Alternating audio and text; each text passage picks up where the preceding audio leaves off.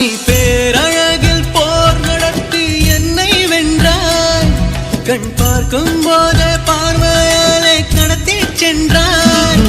நான் பெண்ணாக பிறந்ததற்கு அர்த்தம் சொன்னாய்.